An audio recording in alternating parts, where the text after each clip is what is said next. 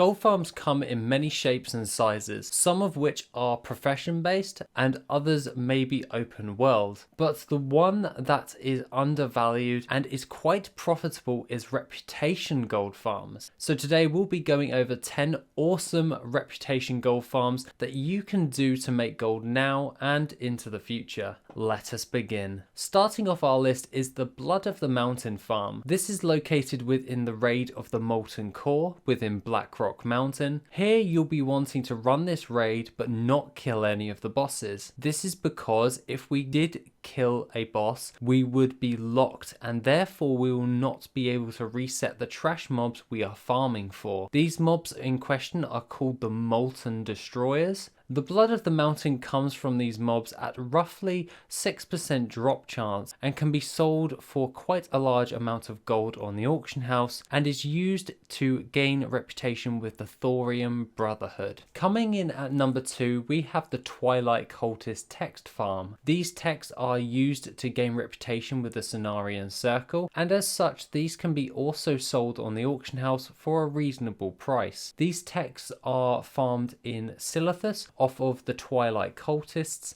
in 3 main base camps around the zone. These mobs are also farmed for high-end transmogs such as the Glorious Leg Plate and T-Blue's Blazing Longsword, to say just a few, and can be a great farming location for transmog gold farmers as well. Following on to this, we have the Dampscale Basilisk Eye farm located within the zone of Terakar Forest. These basilisks can be farmed in a square shaped fashion, meaning by the time you finish the route, the first mob will have respawned, making it ideal for farming. This is not all, as these basilisk eyes can be sold on the auction house for a stupidly high price, as these are used to gain reputation with the Scryers of Shathrash City. At number 4 we have another Burning Crusade farm, and within the same zone of Terakar Forest you'll be wanting to farm the Arakkoa. This is for the item Arakkoa feathers, which drop from these mobs. These also sell for a decent amount of gold due to them being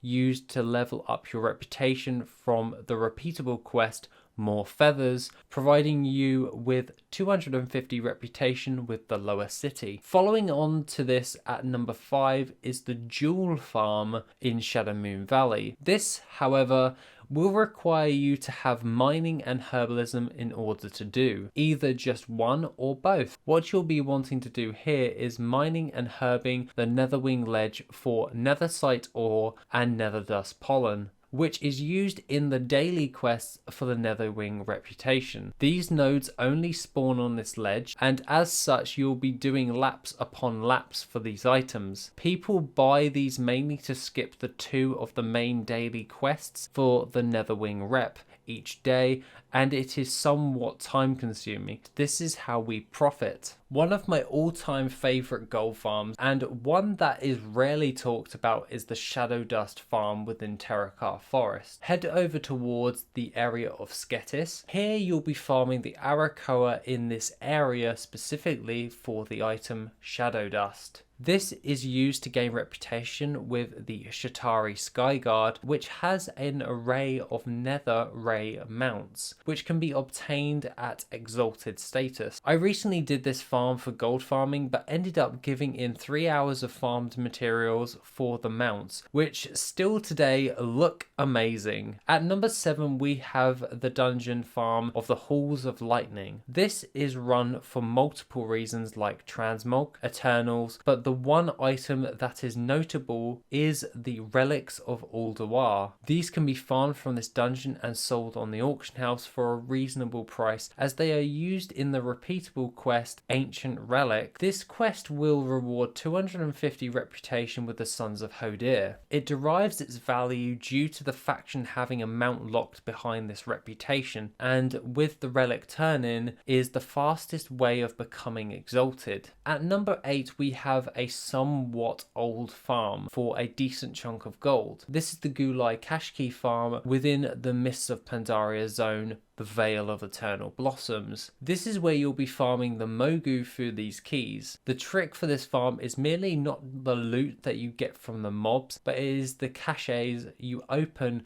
with these keys. These can contain all mop based materials, which can add up quite nicely, and along with this give a BOA item which can be destroyed for reputation with the Golden Lotus faction of that required zone. Next up we have the Tanaan Jungle Tooth Farm. You will be wanting to farm these soulbound items up in order to turn into the Saber Stalkers. This in turn will give you reputation with this faction, but will also give you Black Fang Claws. These can be traded into the Saber Stalkers Quartermaster for the battle pet, the Savage Cub, which can be sold on the auction house for a sizable amount of gold. Coming in at last on our list, we have the Ethereum Prison Key Farm. Here you'll be wanting to make your way over towards the Blades Edge Mountains and farm the Bashir mobs for these keys. This item can be sold on the auction house for an amazing price, though it is worth noting that these mobs have a 3% chance of dropping these keys, and as such it is worth bringing an AoE based character in order to farm more effectively,